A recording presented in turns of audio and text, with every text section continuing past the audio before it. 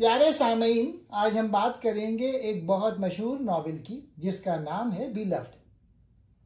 यह नावल 1987 में लिखा गया अमरीकी मुसन्निफा टोनी मॉरिसन ने। टोनी मॉरिसन एक अजीम अफ्रीकी निजाद अमरीकी अदीबा थी जो 1993 में नोबेल इनाम जीत चुकी थी। यह नावल गुलामी के दौर की तकालीफ और उसके असरात की कहानी बयान करता है। यह किताब एक सच्ची कहानी से मुतासिर है।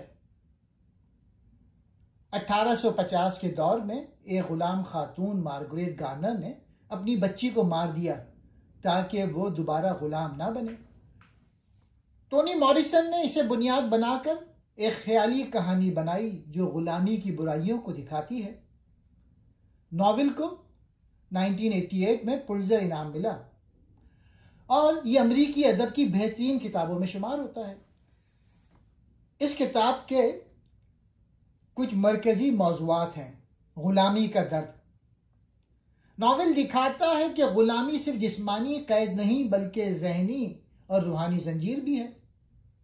माँ की मोहब्बत, माँ की शिद्दत मोहब्बत को भी जाहिर करता है, मगर यह मोहब्बत हद से बढ़ जाए तो तबाहकुन बन सकती है। माजी की यादें। माजी इंसान का पीछा नहीं छोड़ता। जब तक उसका सामना ना किया जाए सुकून मुमकिन नहीं। शनाख्त और आज़ादी। आज़ादी के बाद भी गुलाम अपनी असल शनाख्त तलाश करता रहता है। कहानी का पस मंजर अमरीकी खाना जंगी के बाद का है, जब गुलाम आज़ाद तो हो गए मगर उनके जख्म अभी ताज़ा थे। नावल में भूत, यादों और माँ की मोहब्बत जैसे मौज़ूआत हैं। यह किताब पढ़ने वालों को गुलामी की हकीकत का एहसास दिलाते हैं। मैं 4 मेन कैरेक्टर बताता हूं। सेठी, एक साबका गुलाम औरत, अपने बच्चों से बेहद मोहब्बत करती है। गुलामी के जुल्म से बचाने के लिए एक इंतहाई और खौफनाक फैसला करती है। सारी जिंदगी गुनाह, खौफ और माजी की यादों के बोझ तले दबी रहती है। बिलव्ड, एक पुरस्कार लड़की जो अचानक जाहिर होती है। हकीकत में वो सेठी के माजी के मुजस्सम दर्द है। वो याद दिलाती है कि माजी को दबाने से वो खत्म नहीं होता। पॉल डी, ये सेठी का पुराना साथी गुलाम है। गुलामी की सख्तियां झेल चुका है। अपने दिल को ताला लगा कर रखता है ताकि दर्द महसूस ना करे।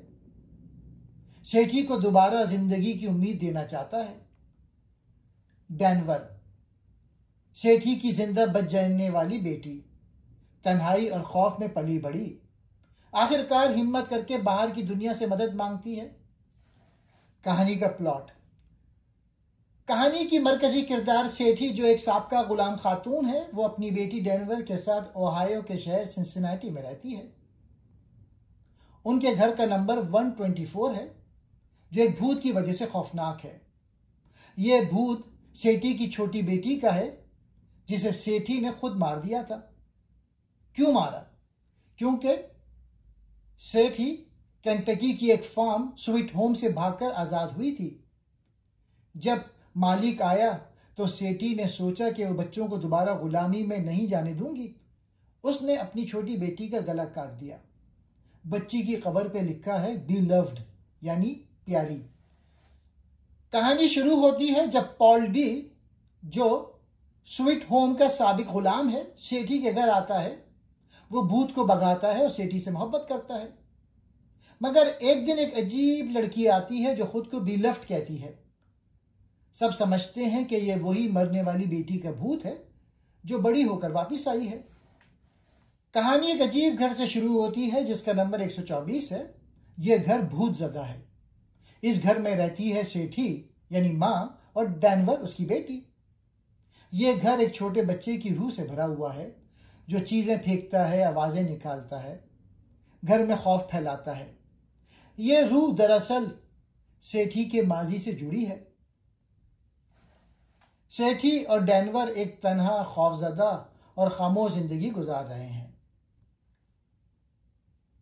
पॉल डी की वापसी। एक दिन सेठी की जिंदगी में पॉल डी वापिस आता है। वो भी सेठी के साथ गुलाम रह चुका था। वो माजी की तकलीफों को भूलने की कोशिश करता है।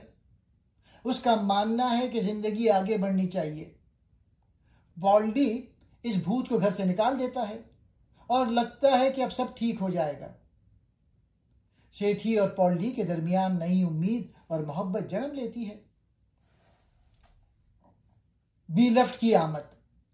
कुछ दिन बाद एक पुलिसवार लड़की नमूदार होती है जिसका नाम बीलफ्ट है। वो कमजोर है, उसका रवैया अजीब है। वो सेठी को गैर मामूली तौर पे जानती है।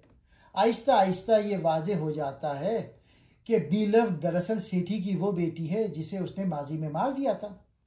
बीलफ्ट अब एक इंसानी शक्ल में माजी का दर्द बन के वापिस आती है। खौफनाक राज। यहां नॉवेल का सबसे दर्दनाक हिस्सा सामने आता है।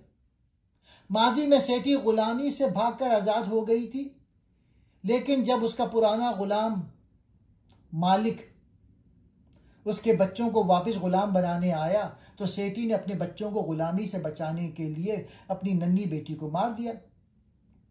उसकी मां के नजदीक गुलामी से बेहतर मौत थी। यह फैसला मां की मोहब्बत से पैदा हुआ, लेकिन उसने सेठी की रूह को हमेशा के लिए जख्मी कर दिया। बीलफ्ट का असर, तबाही का आगाज। बीलफ्ट आहिस्ता आहिस्ता सेठी की जिंदगी पे कब्जा कर लेती है। सेठी हर वक्त बीलफ्ट को खुश रखने की कोशिश करती है। सेठी अपना खाना, सेहत और इज्जत सब कुर्बान कर देती है। बीलफ्ट का मुतालबा कभी खत्म नहीं होता। वो सेठी को मुसलसल माजी की तकलीफ याद दिलाती रहती है। पॉल डी की शिकस्त। पॉल डी जब सेठी का राज जानता है तो वो टूट जाता है। उसे लगता है कि सेठी ने हद पार कर दी। वो घर छोड़ देता है। सेठी फिर से अकेली हो जाती है और बीलफ्ट उस पर मुकम्मल हावी हो जाती है। डेनवर, जो कि उसकी बेटी है सेठी की, वो बेदार होती है। नई नस्ल की उम्मीद है वो। अब कहानी में डेनवर बदलने लगती है। वो देखती है कि उसकी मां तबाह हो रही है। वो पहली बार घर से बाहर निकलती है। वो कम्युनिटी से मदद मांगती है। ये बहुत अहम मोड़ है। पहली बार कोई किरदार माजी से बाहर आकर हाल को बचाता है। कम्युनिटी की ताकत, शफा का लम्हा।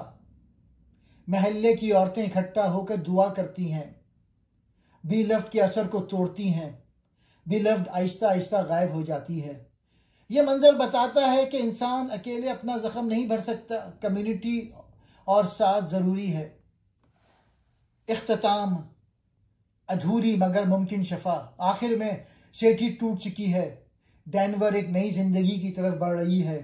पॉल डी वापिस आता है और सेठी को हौसला देता है। कहानी मुकम्मल खुशी पर खत्म नहीं होती, लेकिन उम्मीद जरूर पैदा होती है। बीलफ्ट एक ऐसी मां की कहानी है जो गुलामी के खौफ में खौफनाक फैसला करती है और फिर सारी जिंदगी इसके अंजाम से लड़ती रहती है। यह नॉवेल गुलामी के नफ्सियाती असरात दिखाता है। गुलामी खत्म हो गई, मगर लोगों के दिल में खौफ, शर्मिंदगी और दर्द अब भी है। मां की मोहब्बत का मौजू बहुत गहरा है। सेठी अपनी बेटी को मारती है क्योंकि वो उसे गुलामी से बचाना चाहती है। यह मोहब्बत है या पागलपन? नॉवेल हमें सोचने पर मजबूर करता है। यादें और माजी का बोझ। किरदार माजी को भूलना चाहते हैं मगर वह उन्हें छोड़ता नहीं। बीलफ्ट इन यादों की शक्ल है। आजादी और खुददारी। साबिक गुलाम अपनी जिंदगी दोबारा बनाना चाहते हैं मगर माजी रुकावट बनता है। आखिर में सेठी सीखती है कि वो खुद अपनी बेहतरीन चीज है। मुसन्निफा कहती हैं कि यह किताब गुलामी में मरने वालों की यादगार है। लाखों अफ्रीकियों को गुलाम बनाकर लाया गया।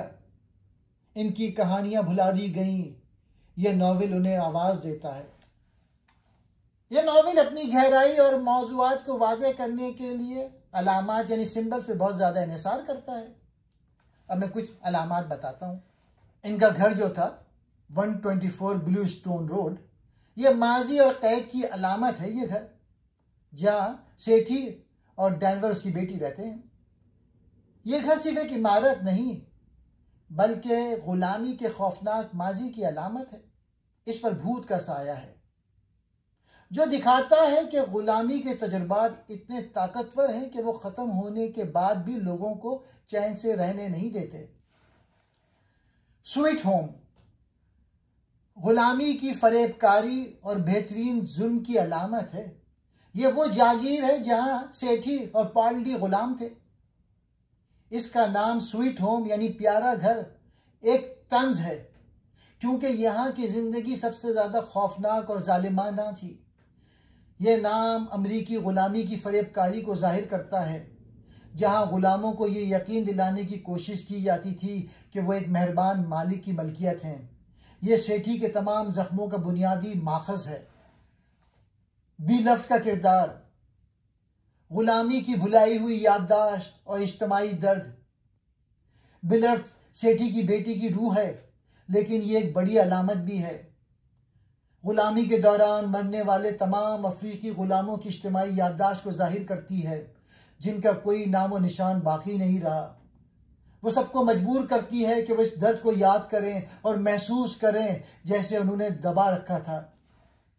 बीलफ्ट के किरदार से यह पैगाम मिलता है कि जब तक इज्तिमाई दर्द को कबूल और महसूस नहीं किया जाता, वो किसी न किसी सूरत में वापस आके परेशान करता रहेगा।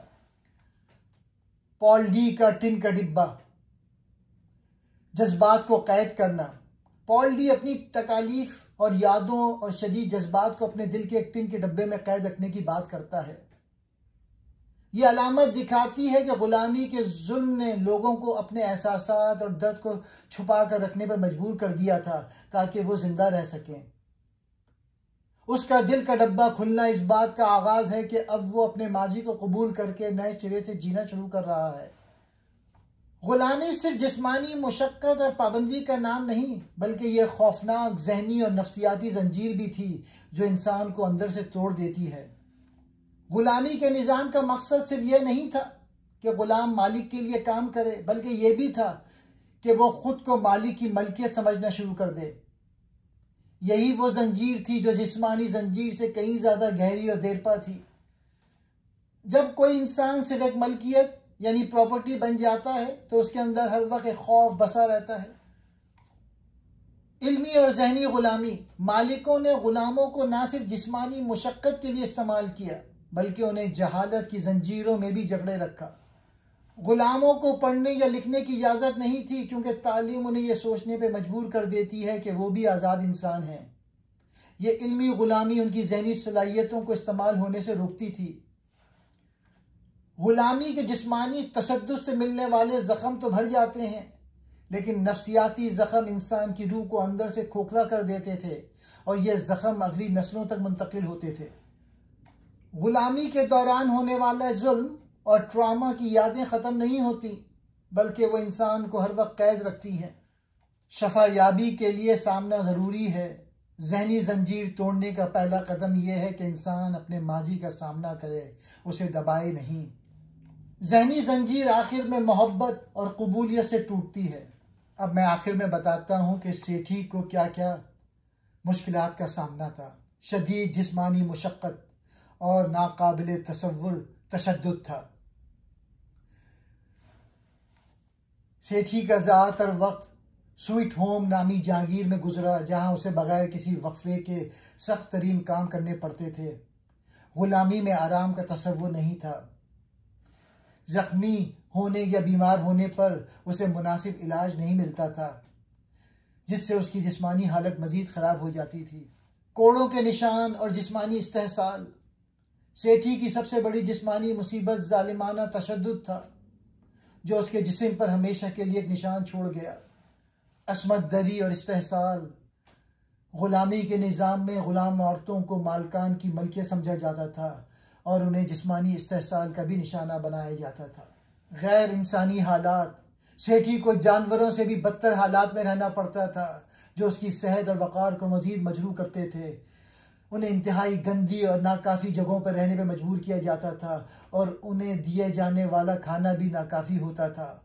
गुलामी का मकसद ही इंसान को मलकियत बनाना था। सेठी के साथ होने वाला हर तशद्दुद और गैर इंसानी रवैया उसे मुसलसल ये याद दिलाता था कि वह एक इंसान नहीं बल्कि एक चीज़ है। गुलामी ख़त्म होने के बाद भी सेठी की मुश्किलात ख़त्म नहीं हुई, बल्कि वो एक नए रूप में जारी रही। ये साबित करता है कि ग़ुलामी एक ज़हनी जंजीर भी है। और आखिर में इस नावल के कुछ इखलाकी सबक हैं। जुल्म इंसान की रूह तक को ज़ख्मी कर देता है।